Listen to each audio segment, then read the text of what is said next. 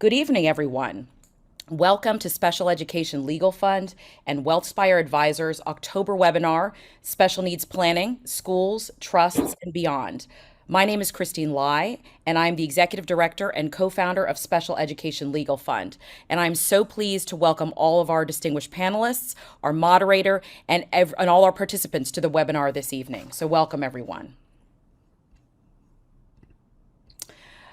First, I'd like to thank Wealthspire Advisors for their partnership and support in bringing this webinar to life for us this evening. I would also like to take this opportunity to thank S.E.L.F's other corporate sponsors besides Wealthspire: Winston Preparatory School, also at the gold level, American School for the Deaf, Fusion Academy, Shrub Oak International School, Villa Maria School, and Chapel Haven at the silver level. And at the bronze level, Eagle Hill School and the Windward School. Thank you to all of our corporate sponsors and partners. We could not do this without you. For those of you who aren't familiar with Special Education Legal Fund, I'd like to take a moment to introduce S.E.L.F to you. Special Education Legal Fund was founded in 2018 to provide resources, knowledge, and support to families in need with children in the special education system. Since that time, we have provided over $550,000 in grants for legal support to over 160 families across 60 school districts in Connecticut and Westchester County, New York. That $550,000 in grants since that time has yielded over $6.6 million in educational benefits for the families that have received those grants. We also provide knowledge and support through this webinar series, which we host on a monthly basis on a variety of topics mainly centered around special education, schools, and the law. And I will talk more about upcoming webinars in a moment.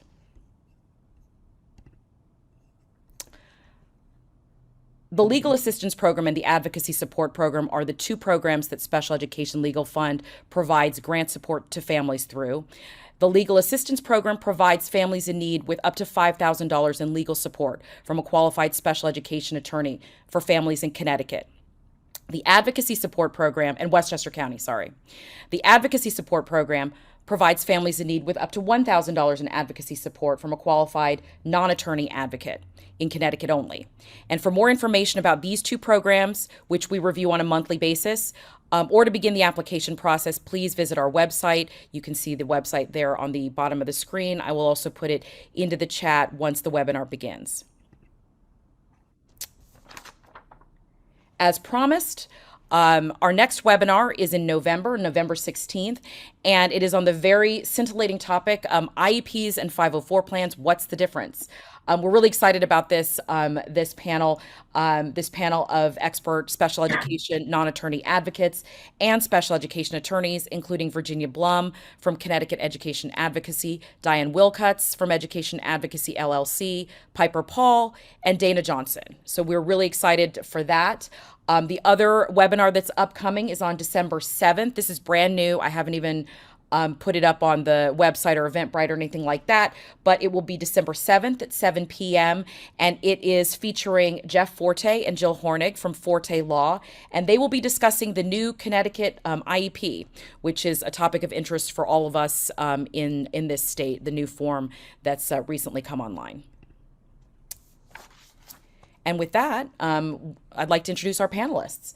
We are so very pleased to welcome Marion Walsh to this panel this evening.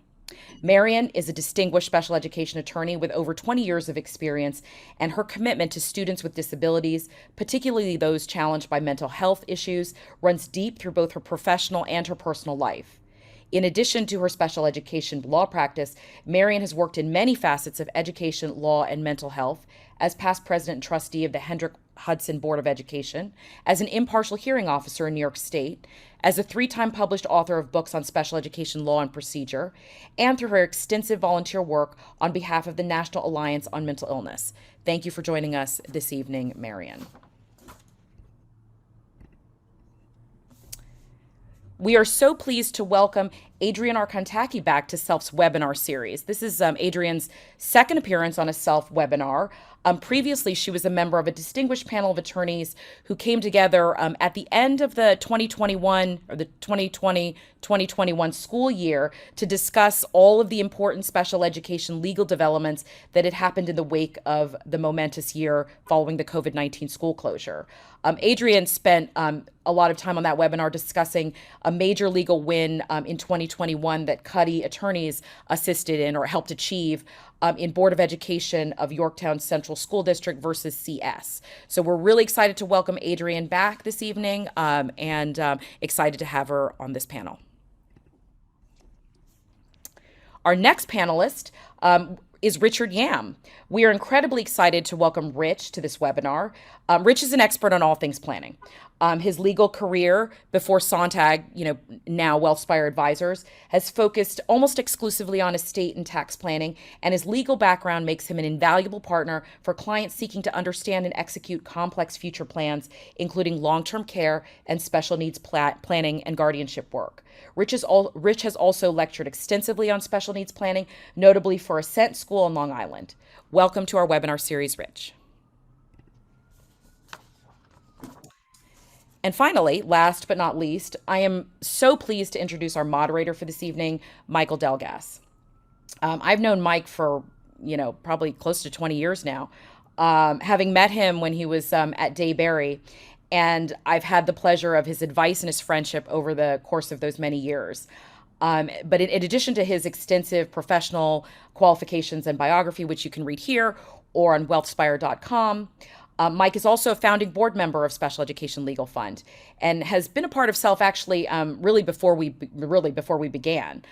He was one of the first people that I consulted about this idea when I had it. And it's not an exaggeration to say that we would not be where we are today without Mike's advice and support and the support of Wealthspire Advisors. And also, most importantly, he's a fellow Hoosier, honorary Hoosier or whatever, which is the most important qualification on anyone's CV, as far as I'm concerned. Finally, it wouldn't be a webinar without a disclaimer. Tonight is special. We have two of them. So I'm going to read these quickly and as quickly as I can for legal reasons. This webinar panel is presented for informational purposes only. This webinar is intended as a resource for families who are navigating the special education system in Connecticut or New York and is not intended to provide legal support, advice, or assistance to any particular individual, nor is it intended to replace the advice and counsel of a qualified special education attorney. Families in need of legal advice, support, or assistance should contact a special education attorney licensed to practice in Connecticut or New York to discuss the specific needs of their individual student. This webinar should not be construed as an endorsement by Special Education Legal Fund or any of its representatives of any of the participating attorneys, advocates, or professionals in the panel, nor should it be construed as an endorsement of any school or school representative invited to appear in any panel. Wealthspire Advisors is the common brand and trade name used by Wealthspire Advisors, LLC, and Private Ocean, LLC, separate registered investment advisors and subsidiary companies of NFP Corp. Finally, to the participants in this webinar, I would ask you to refrain from asking specific questions about your child in the chat or in the Q&A. About your child's specific legal situation, or anything identifiable about your child. Please refrain from using any identifying information in your questions, such as name, age, school district, school, etc. If you like, you can pose questions to me specifically via my email, which is christine@spedlegalfund.org. I will put that in the chat once the webinar begins. So here we go. Special needs planning, schools, trusts, and beyond. I'm going to turn it over now to our moderator for the evening, Michael Delgass. Mike. Thank you very much, Christine. But it's not really hard to follow the disclaimers, so I feel reasonably good about the order we're doing things in. Welcome, everybody. One thing that's not on my normal bio and CV is one of the things I'm most proud of, besides being a Hoosier, is I have 4 kids, and we're pretty much batting 1,000. 3 of them have IEPs, and 1 of them has a 504. So we pretty much cover the waterfront within our family.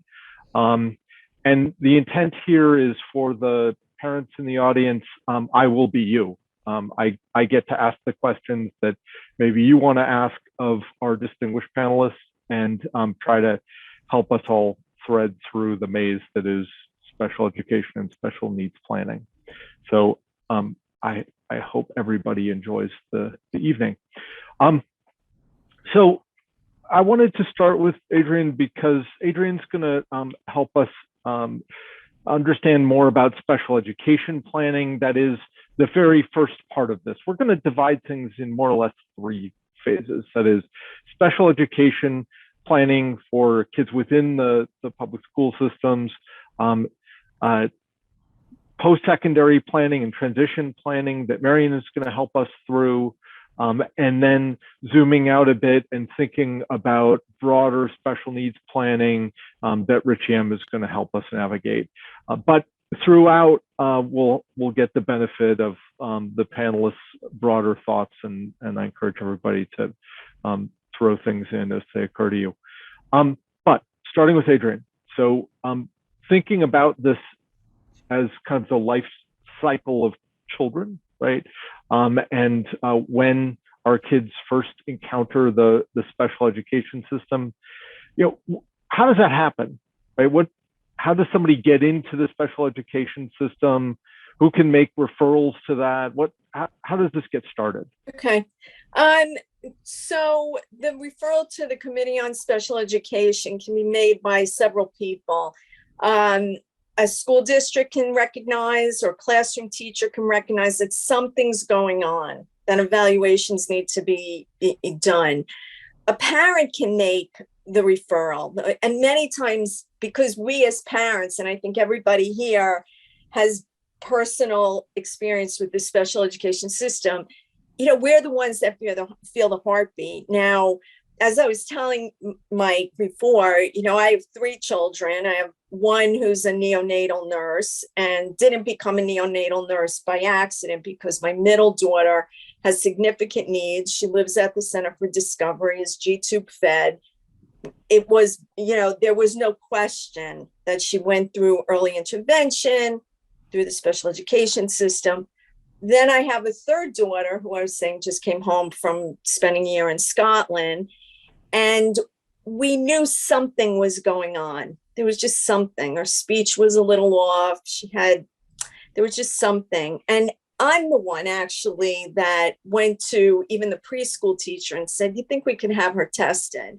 And the reason I bring this up is so that people, they recognize the parents are the ones we feel the heartbeat. So in many times it's the parent who makes the referral, but it can be the classroom teacher, it can be the principal, it can be actually even a judicial, it can be a judge in a family court case. There are many people who can make these referrals. The important thing is that they're made. And one of the points, and I always, I'm thinking about these things and doing these webinars, I remember sort of the war stories, and sometimes, and not to bash the school districts, I'm not here to do that, but sometimes they'll put the onus on the parent to say, you're the one, you never told us. Mm-hmm. But under child find, and that's another very important point, is that it's the responsibility of the school district to locate these children, even if they're not in the public school. They could be in private schools, they could be homeschooled, they could be homeless in shelters. So the important thing, I think, one of the pearls to take away from this, and that, by the way, Marion is a great special ed attorney, and we talked before. Marion, if I forget anything, you have to remind me. We've got lots of backup here. We're all, I'm so we're happy. Each other's net. Yeah. But, the important thing, the pearl to take away is that parents should not feel it's on them, and that, oh my gosh, they missed the boat. They didn't bring it to the school's attention, because really under the law, it is the burden is on the school district to really go out and find all these people, but to find these students. And it can happen at any time. Jordan went through EI, early intervention. At 3, it was clear the referral to the preschool Committee on Special Education was made, and she started there. Jenna Jenna went through pre-K, kindergarten. We sort of said, let's see, maybe it's just a maturity thing. And it was only in first or second grade, I think it was second grade, that we really said, you know what, we need to make this referral. And the school, my district was on it. And that's where the testing began. So that's the long-winded answer. Anything, Marion? Anything I forgot? No, you're absolutely right, Adrienne. Because I was going to say child find is an affirmative obligation, and districts forget that. And it's not even first and second grade. You know, we work with students who are referred in a middle school and high school, especially for mental concerns, depression, anxiety. The district almost never refers. They almost, because the students often are getting good grades until they're not going to school at all. And that's when the battles come up, you know, and so, but it's really important to know the district does have that responsibility, and parents should still refer, because don't wait, because they're not going to really do it, unfortunately. And, you know, if I can add to that, Mike, just one of the things, and Marion makes a great point, that sometimes it happens later on, you know, because whether it's parents or the school district says, well, you know what, academically, you know, they're doing well, they're okay, but one of the important points about special education, it's not only about academics. You know, I always use BASE as a sort of acronym. It's behavioral, academic, social, emotional, even physical. So if parents see these sort of, you know, problems or issues coming up, they really need to bring it to the attention of the school district. And, you know, one of the points Marion's saying, it's, you know, it could be emotional. The kid could be, you know, do off the charts, IQ off the charts, but if there are other issues going on, they have to be addressed. So it's not only the academics. I think that's a really important point. I mean, just to emphasize, and I'll ask point blank, you know, if a child is getting straight A's, does that mean they can't have an IEP? Does that mean they don't belong in special education? Absolutely not. I had to hold until you were finished. Absolutely not. Absolutely not. And when you think of it, you know, common sense says you could have a kid on the spectrum, right? High IQ, but can't make eye contact and can't shake somebody's hand to go on a job interview. And what's the purpose of special education? It's not to get A's, right? It's to prepare students for life outside of high school. All right. So the clear answer is that it's not that it has nothing to do with academics, but academics is not the only benchmark. And it infuriates me sometimes when parents come to us, right, Marion, and say, well, like said, you know, he's getting B's, he's getting A's, he's fine. You know, he has friends. What's the problem? Yeah, what's the problem? And those are the case. You know, we had a little conversation, right, Marion, before that. This is a tough time to be in a special ed attorney, because those are the harder cases to make when the grades are there. And as parents, we're not there during the day, so we don't see these other issues. Jenna, my younger one, she reads, I mean, this kid reads books like, you know, there's no tomorrow. I can't get 10 books. She reads 10 books right away, but she had some processing problems and she just processed slowly. So it took a little more to figure out what the issues were. So once somebody's sorry, go ahead, Mary. Oh, no, I was just going to follow up with Adrienne said. You're absolutely right, because but the district will battle you on those straight A students. So, you know, it's not going to be as simple. Usually it's simple. And, you know, we've had cases where the student was getting A's, but wasn't in school, was not going to school at all, was managing to be, because they had so much anxiety. The district said, oh, they're fine when they're here, but they're never there. And that is the student needs special education, because it's not just because you get A's and you're at home, that's not education. So just if you're not at school, you are not accessing. Right. Yeah. And the other thing is, you have to remember, again, the purpose of I want parents, I think Mary and I all agree, parents to understand what the purpose is here. It's not about getting the A in biology. It's preparing the student for life when those special education laws are not available, when the resources are not available. So it's part of that life planning, because, you know, we want to use a holistic view here to plan the special needs planning and the special ed, because we want someone. And Jenna, my youngest, I bring her up because she's the poster child for special ed. Here she was, gets, goes to a four-year college, graduates with honors, goes to Scotland, gets a master's with merit, whatever, that means. So there is a light at the end of the tunnel, but we have to look at the purpose of everything. So once somebody's referred, what happens then? What's the next step? Yeah, the next step is really evaluating the student, and remember what the criteria means. Another real takeaway is evaluating a student in all areas of disability, right? Or suspected disability. So sometimes, and again, Marion and I can tell you war stories, the parent will go to the district and say, I think there's something wrong, and they'll do a classroom observation and say that's enough. Well, that's not enough, because there's another area of suspected disability. So it's got to be comprehensive. So the evaluations are really key to figuring out what is going on and how to develop a program, because that's what you need, a basis. You can't just, develop an IEP and it's like shooting in the dark. So once the referral is made and the parent gives consent, there's a 60-day window that the evaluations have to be done, and then a meeting has to be held. 45 days in Connecticut, or 45 days in Connecticut.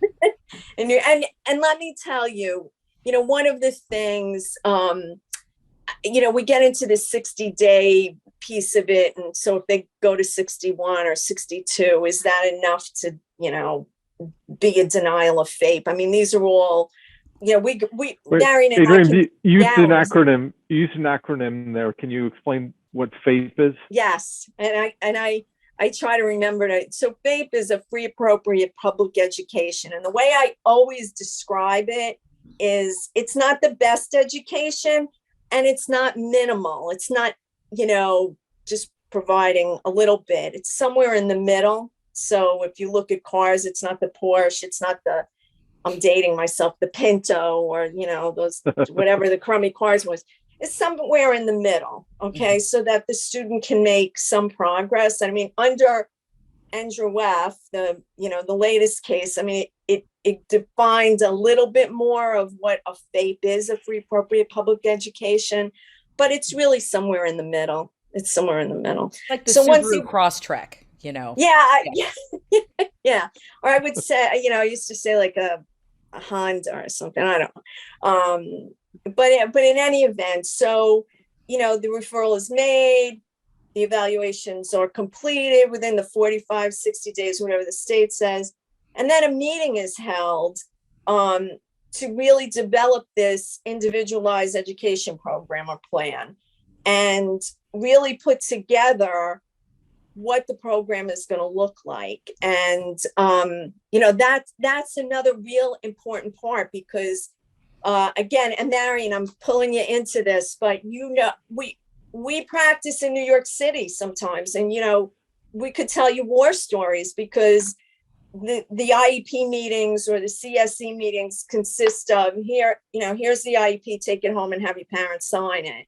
And that's not what is required under the law. And the parent is part of this process. So again, to recap, it's making the referral, absolutely, get the consent in, do the evaluations. Oh, and parents, they need to get the evaluations to prepare for the meeting. So the other thing that happens that parents should be aware of is they can't come into the meeting and, the district say, oh, here are the evaluations, by the way, take a look at them now, because the standard is really parents to meaningfully participate. And meaningful participation is being able to look at the evals, to digest them, to figure out, does this really, is this a good snapshot of what my child's needs are? And then coming to the meeting and developing this IEP. Marion, did I miss anything? Well, I have another question. When can you go get your own evaluation and say, you say my kid's fine, but I know they aren't, I need to get another opinion? Okay, so you're talking about independent educational evaluations, which is, Right. there are a few favorite parts of the law for me, and this is one of them. And we use them in New York City many, many times. All right. So the district gets their one bite at the apple. Okay. And they have either the opportunity to do their own evals. Okay. And if they miss that, they really can't come back in and say, oh, crap, you asked for an IEE and I want, no, I want to do my own evals, because they missed their bite at the apple. But they do get a bite at the apple. All right. They do the evals and you disagree with the eval and there are many reasons why you disagree. Many times the parents come to us and the evaluations have no recommendations. All right. And we believe, and I know there's, some attorneys don't believe this, but if an eval doesn't, make recommendations as to services or the level of service, we believe that it's deficient, because who's better to make an assessment of what the child needs but the evaluator? Okay. Mm-hmm.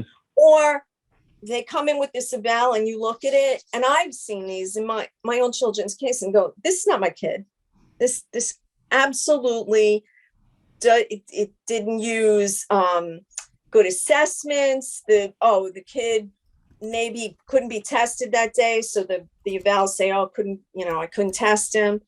If for any reason you do not agree with this eval, or the district does not do their own evals, you have a right to challenge the evals. Now, I only practice in New York. Okay, so I will say this: if you want to challenge the eval, all right, you write a letter. I know some people say bring it up at the CSE. We always write a letter challenging the district's evals. All right. Is the CSE like a PPT in Connecticut? Yes, it's a Committee on Special Education. And in New York City, we call it an IEP team.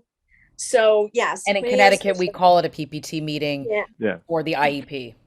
And in other states, I practice in Pennsylvania also, and they call it something else there. And in Texas, they call it something else. Yeah. Yeah. Art or something. Yeah. So you challenge, you write a letter. We have the parent write a letter saying you didn't evaluate, or we disagree with these evaluations. The district has two choices, and I am adamant about this. They can't go around these two choices. They either have to file a hearing request in New York defending their evals, or defending their right to now come in and do the evals, or they have to approve the independent evaluations. They have to have criteria that's not like overburdensome, or what I say is like outlandish. They can't say, well, you can only get a neuropsych for, I'm making this up, $500, right? Because nobody's doing a neuropsych for $500. Right. The great thing about the IEEs is that you get this independent person that, and by the way, they can give you a list to say, here are some people you can use, but they can't mandate you to use those people.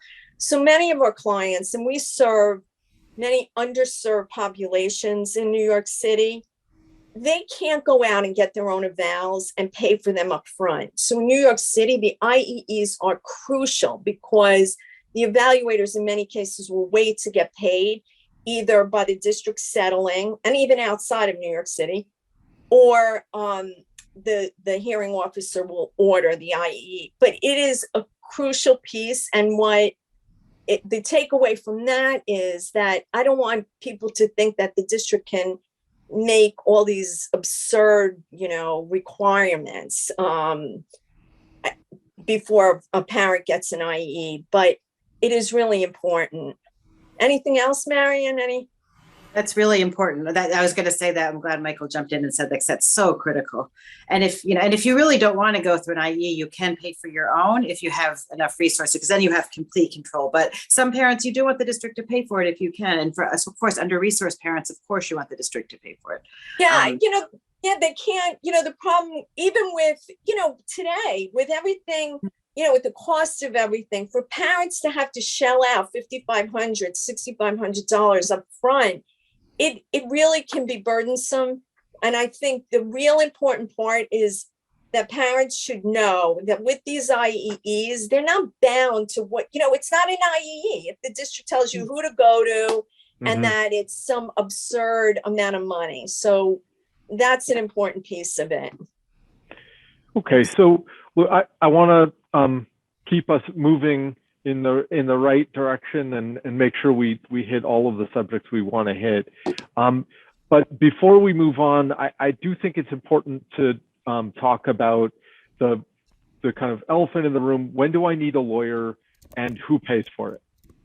Okay, and I'll make this quick because I want to be respectful of everybody's time. One of my other takeaways, and what I think is really important, is the fee shifting provision of the IDEA. Parents don't realize that the districts might be, and I'm going to say this with all the disclaimer, might be responsible for attorney's fees if you prevail at hearing.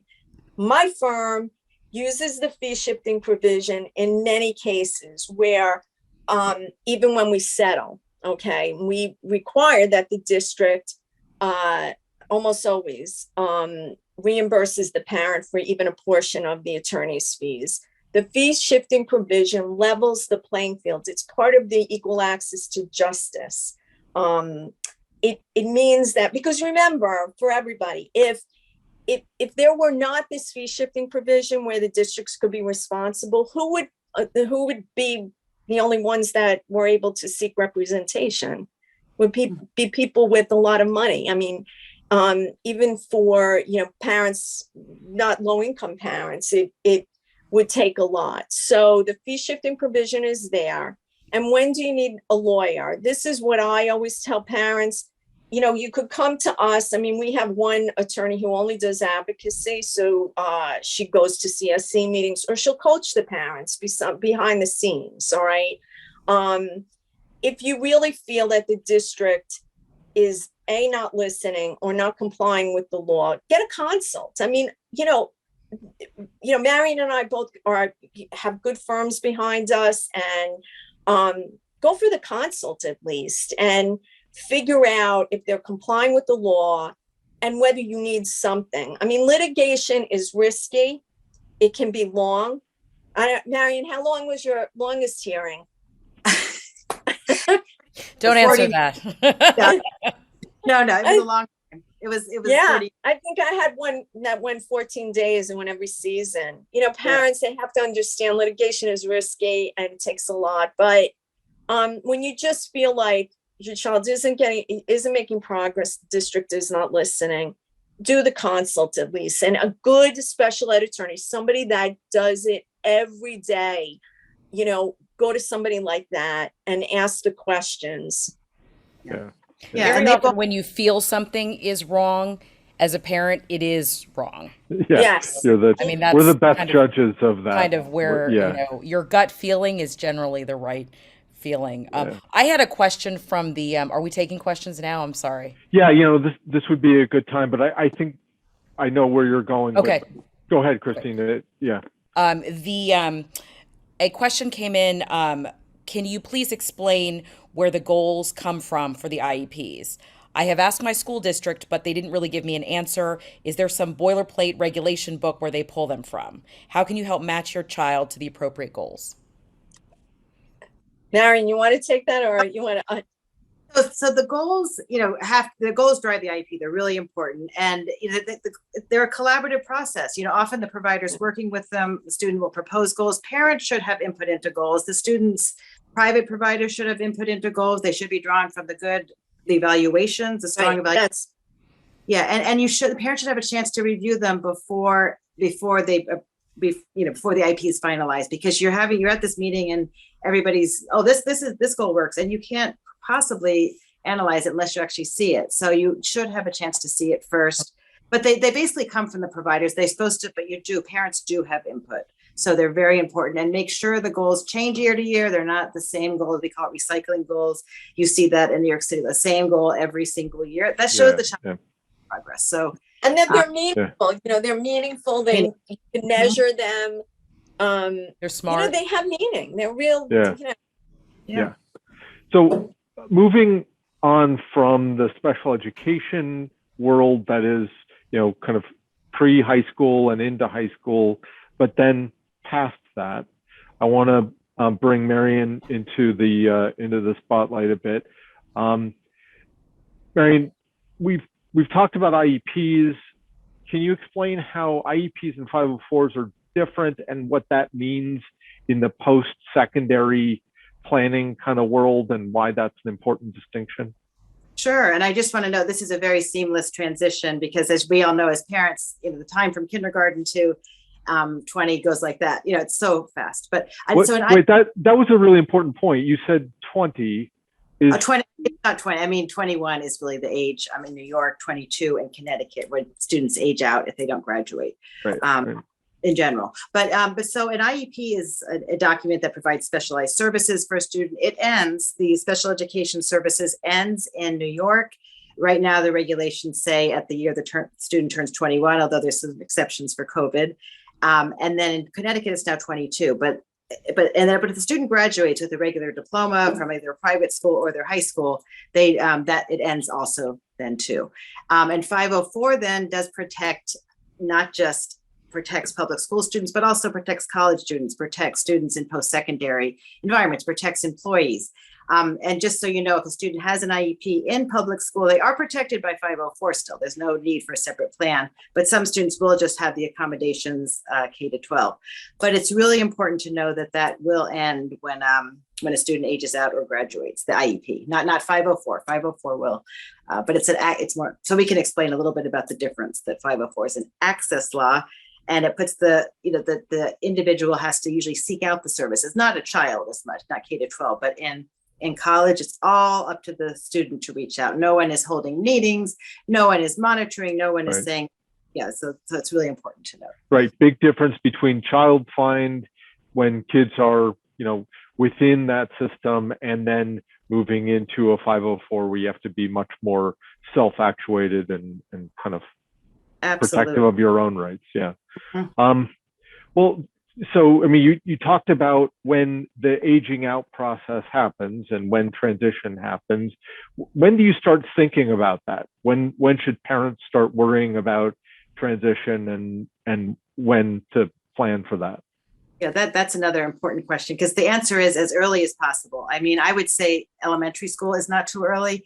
And I'm talking, and even for all students, not just, particularly for students with very severe disabilities who are going to need very significant planning, but for all students, whether even college bound. Then the reasons are, there's really three main reasons. One, the decisions a district makes in elementary school can affect a student's trajectory. For a diploma, for example. In New York, for example, if you're designated for alternate assessment, you cannot get a regular high school diploma and therefore you cannot go to college. Districts do not tell parents that. They are obligated to, but they do not. That's not the same in as a Connecticut person, can you explain that to me more? So what's the alternate testing that you were talking about? So some students, it's a very small percentage of 1 percentile. It's supposed to be the 1%, are just have very severe cognitive disabilities, and there are strict criteria who cannot access the state assessments. That's the the ones that came from No Child Left Behind, the Connecticut. I don't know if they're in Connecticut. They're Next Generation in New York, Common Core. Now in New York, if you are not on that track, you cannot get a diploma. That's not true in Connecticut, as far as I know. I practice in New York, but that's important to know. So a student, I've had some individuals I'm working with, and they come to me when the students in middle school, and they said, I don't understand why the curriculum's so different. And the district said, my child's not going to get a diploma. And when they made that decision, no one told them that, so that's really important. So that's one reason to think about planning, and the district, is supposed to tell you that. Another reason is you want your child to be a self-advocate, because the students who are successful later on in post-secondary are the ones who can speak up, whatever their disabilities are. I mean, if they're nonverbal, they can't speak up. But I mean, if students have to learn to be self-advocate, students with disabilities, because that makes a big difference. And then the other reason is just so you can, just to start, there's so much planning to do. It's just so important. and the earlier you get the services, the better the trajectory will be as well. So there's so many reasons. But the age, just so you know, the age, IDA districts have to do it by 16. New York is 15. The year the student turns 15, I think Connecticut's 14. That's what but yeah, Adrienne, I'm sure you see that too, that it's so important. Absolutely. Early. Yeah. And I think parents just have to think about it, start thinking in middle school or elementary school, and because kids change, but if you plan early and you start to say, the question really is, what do you think they're going to need? And that's when they come in, that's the first thing. What do you think they'll need? And then you can start planning. And I think it's really being proactive, because the districts don't do a great job in transition planning, as we all know. So we've talked about the rights of the child and what they're entitled to and how that changes as they move out of transition and age out. What are the rights of the parents? I mean, how do those change, and how does that impact the planning process here? That's so important to understand, because remember, when a child, I'm talking using a term child broadly, but when a child turns 18, they are an adult. That child is an adult, and everything changes in the legal landscape. Even though we know at 18, they're not adults, no matter what kind of disability, so the important thing, unless you have guardianship, which is one means, but also it's very important to get some, we call them advanced directives, in power of attorney, healthcare proxy, and then as well, other directives as well, just because, just to think of a scenario, even best case scenario, even a child without disabilities, the child is in college, has a car accident, or has worse I don't know what worse, but, or has a drug overdose, and child is in the hospital will not talk to you, let alone the college. And there's that nightmare where, the parents calling, and sometimes the hospitals will call an emergency, but they don't always. Our child has a psychiatric breakdown. They don't even know where their child is being transferred without that, can't get the records without that, that healthcare proxy, power of attorney. All those documents are so critical. So, so it really changes before at 18, the child is an adult. So parents have to start thinking, is a child going to need full guardianship? Is there going to be supported decision-making? Or are you going to have the power of attorney? And that's going to be something you decide at 18. And so you don't have rights, unless you have those papers signed, subject to certain exceptions to obtain records, to force your child to take, to put your child in a placement without their consent. They could just leave. There are means sometimes to, force a hospitalization through Article 9 in New York, but it's a long, hard process. And so it's, Maybe that bears a little emphasis. So let me, if I have a 19-year-old that I really think should go to an intensive outpatient program, and they don't want to go, what's my ability to make them do that and take a break from their post-secondary education? Yeah, and we do some of those cases. We start with advocacy, but that is just, you have to in New York, you have to prove that, you would have to go to court, prove the child is a danger to themselves or others, and then bring a proceeding either in court, or you could go to call the police and have the police bring the child in to be evaluated. And it's a really hard process. It's traumatic for the young person. And also sometimes the young person will just pull it together when they're either in court or with the police. I'm fine. My parents, the lucid interval, so that is not something you don't want to be in that situation. The goal is that's why you start early with the transition. If you can, get the child to try to be able to communicate when they're in crisis, be able to call you, know when to seek help. That's what you want, or be able to at least convince them. There's all kinds of, therapies that can get the child to there, because we work with, I work with some children with severe illnesses in college, but they can advocate, say, I have major depression. I'm not going to be able to go to school today. Mm-hmm. And that's powerful, but it's not always the case. So, but Adrienne, I don't know if you've done those cases, but it's hard. It's just, those are the more, those are the most difficult, because they're really, the guardianships under 17A are limited to what you can do, and even under 81 in the Supreme Court. So the Article 9s are available, but the best thing for people who are on this today is to plan early and try and get them to advocate and understand what the limits. Jenna understands that she has this processing issue, never going to go away. So when she's in college, she uses the strategies that were taught so long ago. So, if at all possible, we want to be proactive instead of reactive to all of these things, because being in court is, as Marion knows, it's tragic. It's really, not easy. It is not easy on everybody.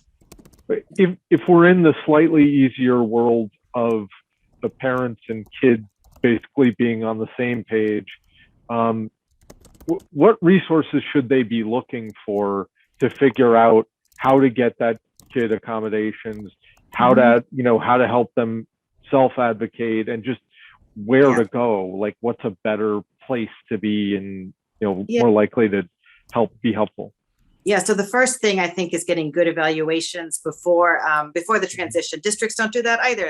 As an exit, they really should do an exit evaluation, because the colleges, for example, I'm just giving college as an example, but they will require, if you want accommodations, and probably a neuropsych that's no more than 3 years old, and with the adult waste testing, the adult testing. And districts should do that for every student with disability. They don't.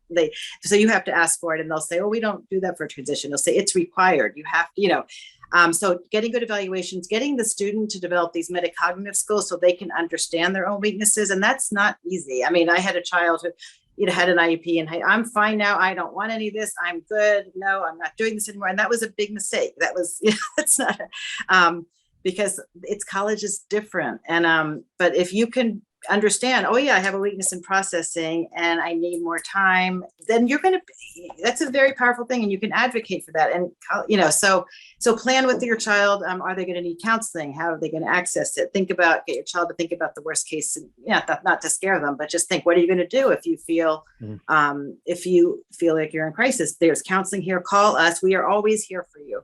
Let them know that you're not going to judge them. You want them to call. So there's this communication, and that can be through therapy too for parents, because it's not always easy to deal with young people, especially there's a lot of processes for that, but that's important to have that communication, evaluations, data. And it's the same for students with autism, all kinds of disabilities. I'm just giving that example. So we did have before we move on to our special needs planning piece, there was a question about whether we could kind of repeat the documents necessary. Marion, what are the things that you were suggesting that, at 18 parents really should get? So it's going to depend on the student, but if the student has capacity, they're going to need advanced directives, which would include a power of attorney, including a medical power of attorney, a healthcare proxy, and a HIPAA release. And then there are other documents as well. Adrienne, you could probably think of others, but that's for students with capacity. And then for students who may not have capacity, there would be 17A guardianship papers, or now supportive decision-making in New York. Another discussion. Adrienne, did you think of, I think I got everything. You have everything, for the younger people, those are the three important ones. For older people, they're in elder law planning, there's some other things, but no, you got it, and the good thing is to get them, done as soon as they're 18, or start guardianship far before they are 18, because the courts are very, very backlogged. Yeah. Okay, so a little bit of a transition here into talking about more the money side of things.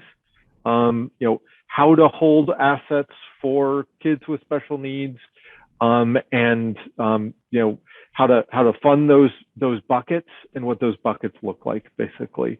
So, Rich, neither you nor I really practice law, but we're kind of legal interpreters, recovering attorneys, as we like to say. I remember when these new things came along, the ABLE accounts, and everybody was really interested in that. Can you tell us about those and kind of the 529s that they kind of grew out of, and why they might be good?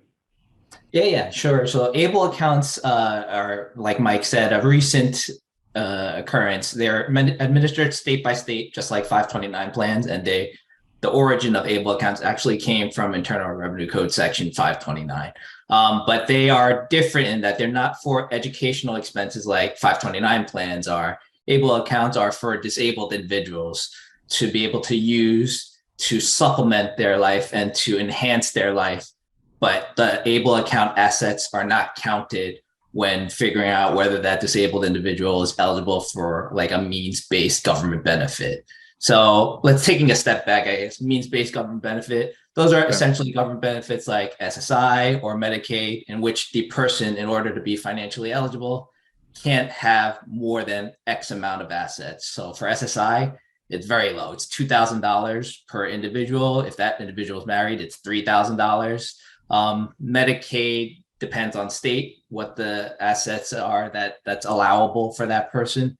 But because of those low thresholds of what that disabled individual is allowed to keep, an ABLE account allows you to have more than that and not have those ABLE account assets be counted when figuring out whether that person is financially eligible. If I have a ton of money, can I just put $2 million into an ABLE account for my kid and know that it's protected?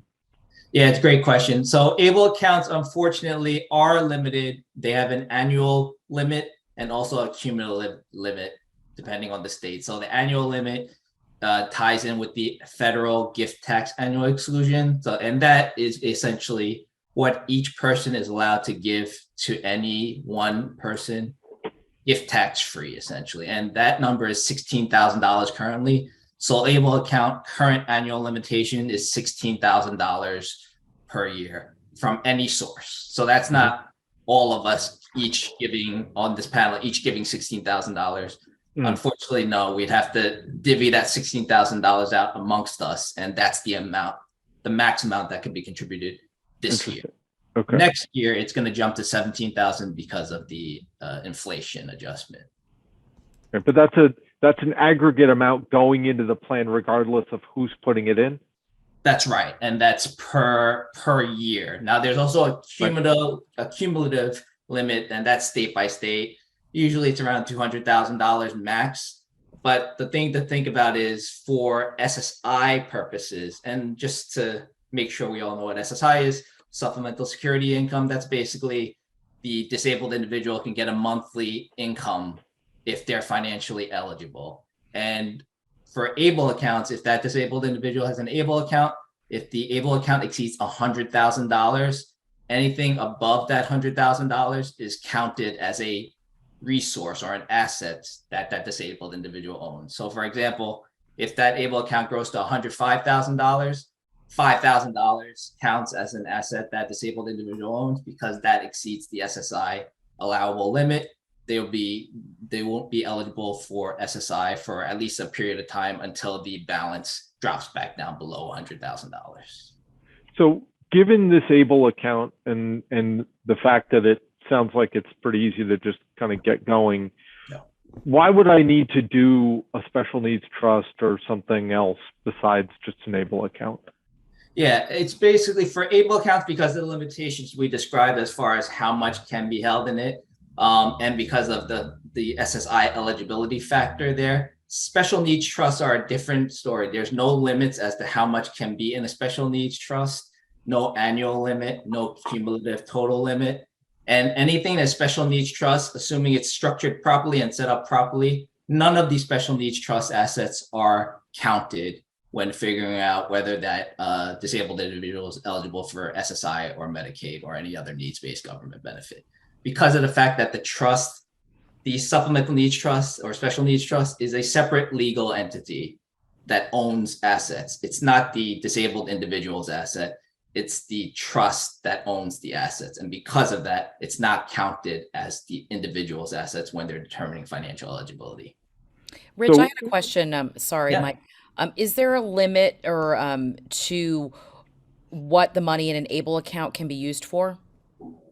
Yeah, great question. So so ABLE account monies or distributions that go out to the beneficiary can obviously only be used for qualified disability expenses. So those are things that essentially augment or enhance that lifestyle. So it could be for things like clothing, it could be for things like employment training, it could be for things that essentially will help that disabled individual with their kind of expenses that aren't otherwise covered by things like SSI or Medicaid. And SSI is typically used for basic needs like food and shelter. Medicaid typically used for medical expenses. So you want to use those ABLE account expenses for that disabled individual for things that aren't covered already by SSI or Medicaid, but that enhance that person's lifestyle.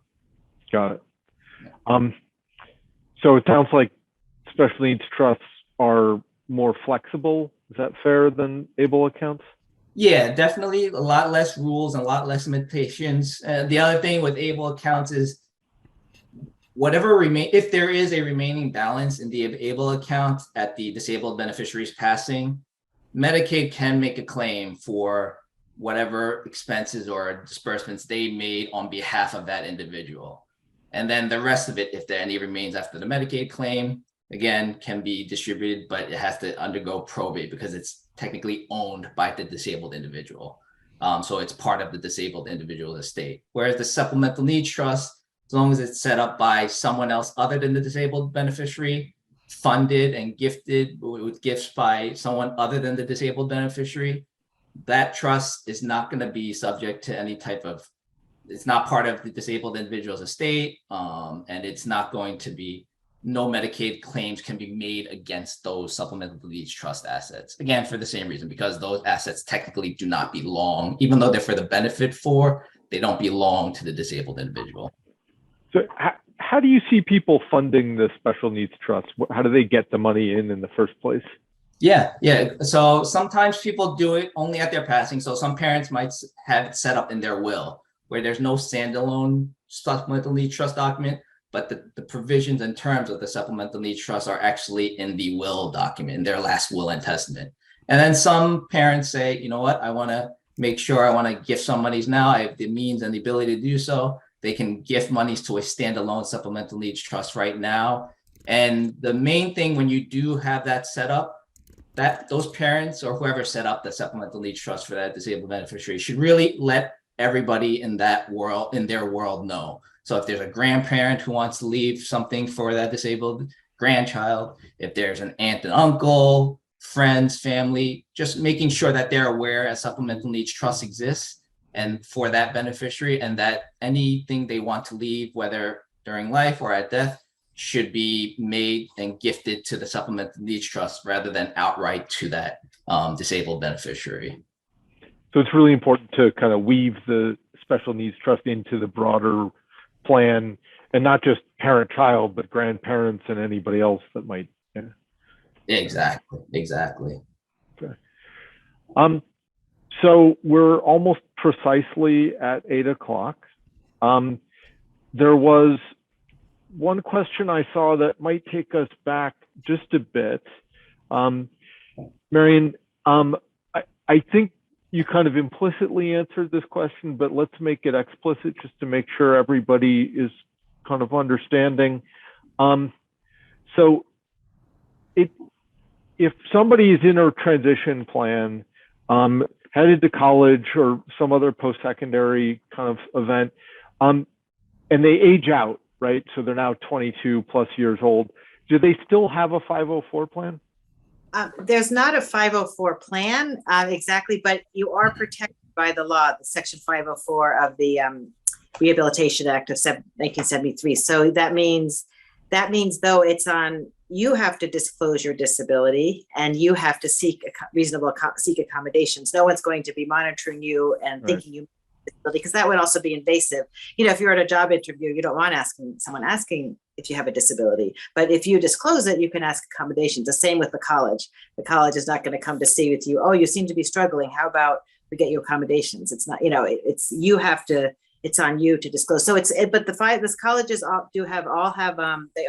do receive federal funds. They all have are required to follow 504. They all have accessibility services, as do other public entities, other post-secondary options, trade schools, whatever.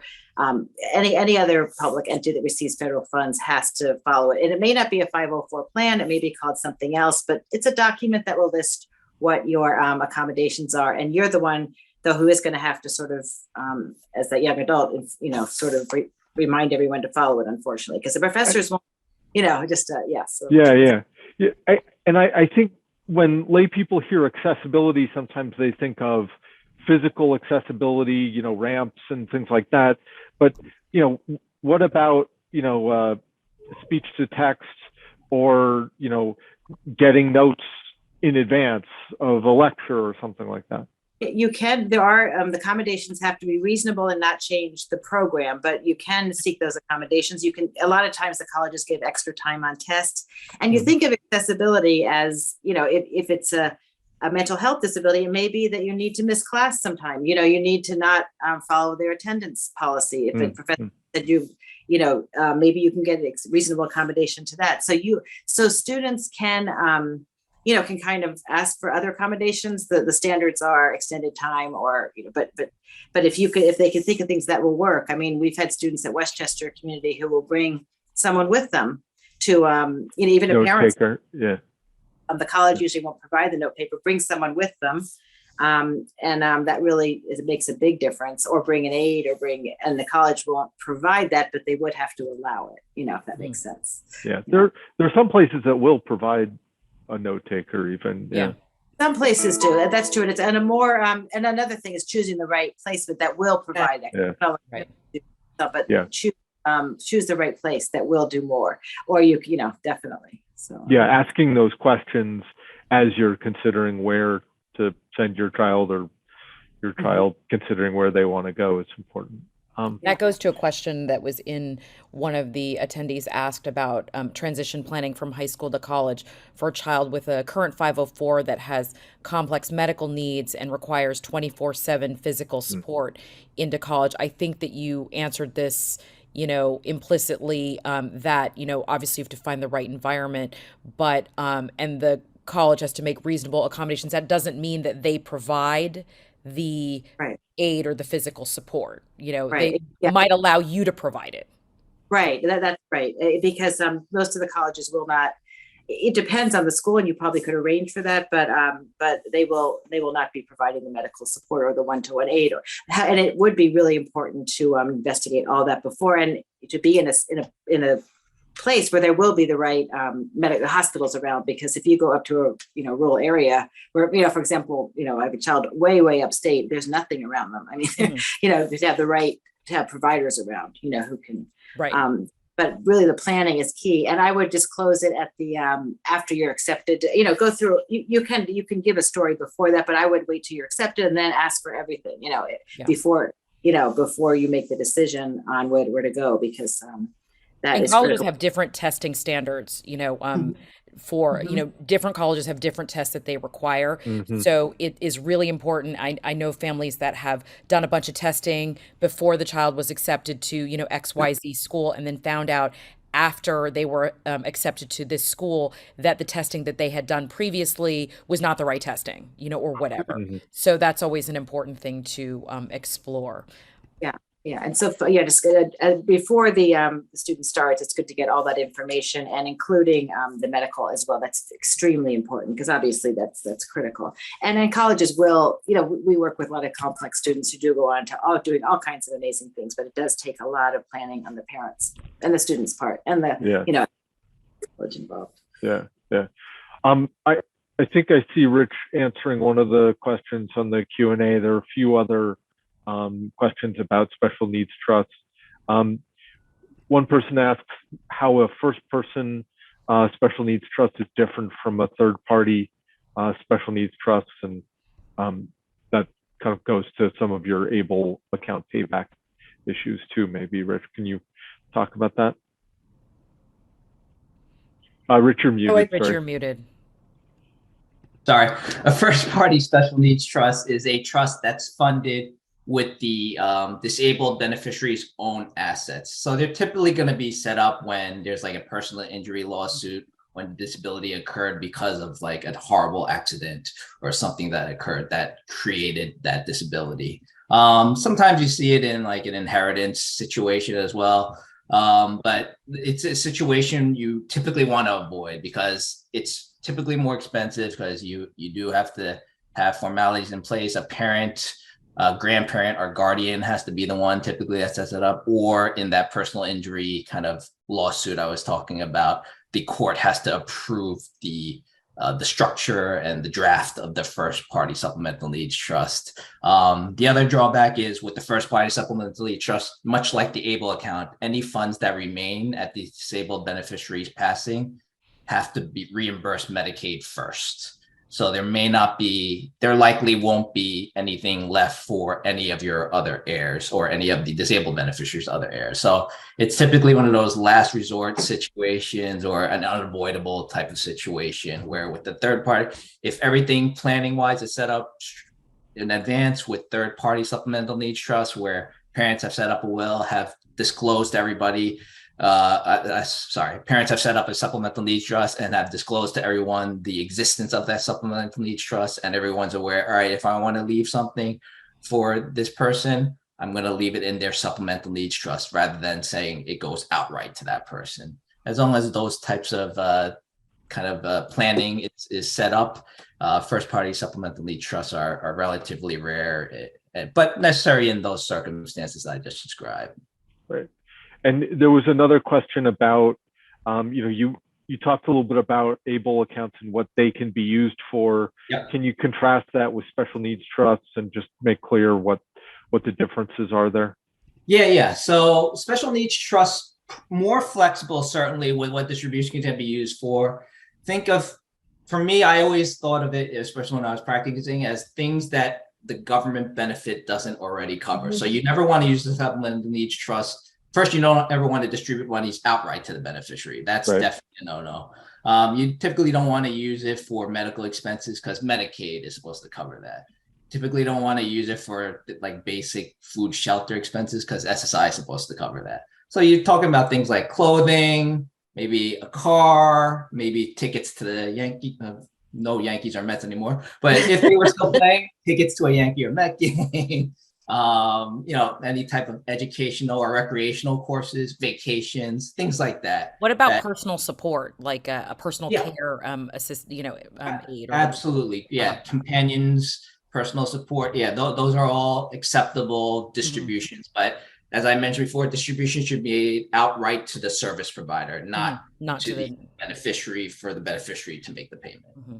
Yeah. And you do see sometimes more complex arrangements where you have kind of private group homes created and you have kind of a mix of special needs trust kind of owning a piece of this and rent being paid, and it can get fairly complicated with intra-family kinds of transactions. But and housing is a whole separate call, just so everybody knows.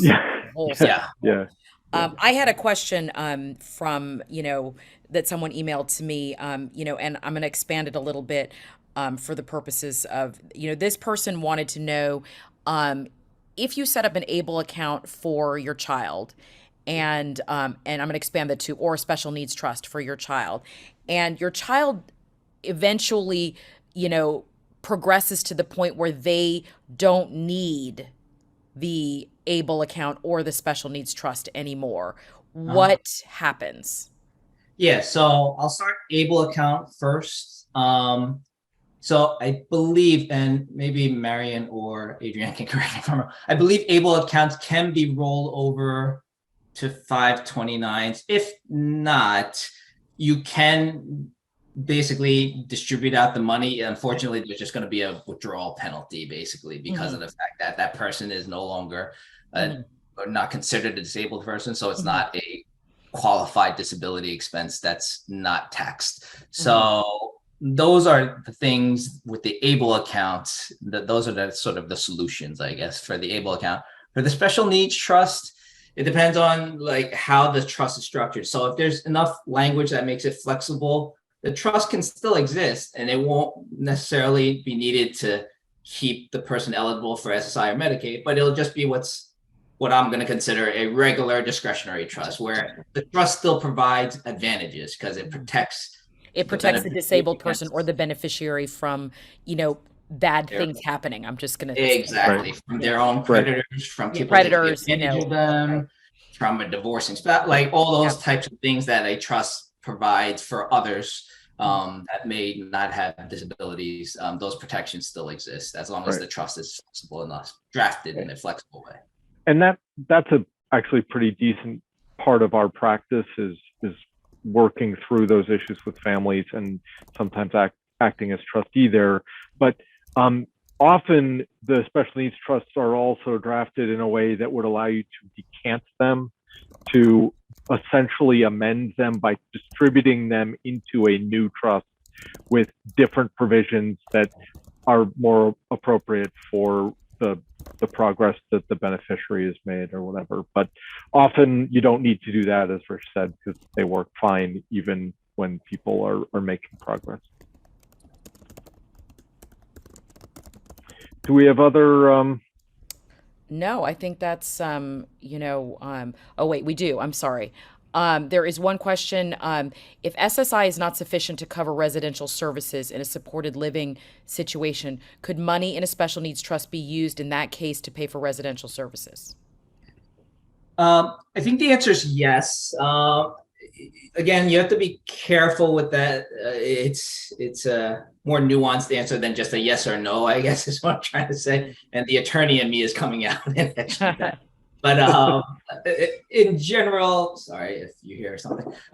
In general, if the SSI isn't sufficient, you can use supplemental needs trust to help kind of supplement that, to augment that. And in some ways, it might be beneficial because it might provide a much better housing situation maybe than just SSI could provide, because it's sort of like a pros and cons thing. Like, all right, how much more benefit are they getting if I use the funds from the supplemental needs trust? Am I getting a marginal benefit, or am I really making a difference in this person's life? If I'm really making a difference in this person's life, I would say as trustee of the supplemental needs trust, yeah, I'm going to make that distribution. And just to piggyback on that, just another thing I thought of, and I'm sure Adrienne will piggyback on this too, but it's important to apply for public benefits. OPWDD in New York, that's the people with developmental disabilities, that can help pay for housing. There's funds associated with what's called self-direction, and there's a parallel agency in Connecticut. I don't remember what it is. And then also Access VR New York for individuals with disabilities who need help with working. So there are, and OPWDD can help with the situation we were talking about earlier. If a student is going to college and needs that can fund some of those services for the aid or the ComHab. So that's important to note, to get those benefits. It's only students, it's young people with, again, developmental disabilities. It's not for everybody, but it's very important. That can be life-changing. Absolutely. Yeah, and and I just to add, I think it's important, pre-18 to get all these things in place, because once you start looking for those adult services, many of the programs will not accept people until they have applied for these benefits. So, what Marion said is crucial. Make it part of the transition plan and make the districts work. Make OPWDD or whatever the equivalent is in Connecticut come to the meetings when the student is 16 or 17. And the special needs trusts are part of this planning, because yes, they can provide over and above. It's supposed to supplement, not supplant, what the government benefits pay for. And so you look at what the situation is and say that the government benefits are going to provide a floor. And this is actually what the statute says, a floor, not a ceiling. So the ceiling is the special needs trust. Perfect. So thank you all for attending. Thank you to our panelists for helping us get through some of this complex substance here. It's as a parent, I will say it's intimidating. It's complicated. There always seems to be another thing waiting in the dark for you to jump out and surprise you. Every time you figure it out, it changes. So thank you. It's really helpful to get some guidance and to know there's help out there. Thank you, everyone, for joining into our call. On behalf of Special Education Legal Fund and Wealthspire Advisors, I'd like to thank you for joining. There will be a recording of this webinar available at some point short in the future. And thank you again so much for joining us this evening. Be well. Thank you. Thank you, everyone. Thanks. Thank you. Have a good night. Bye-bye. Good night, everyone.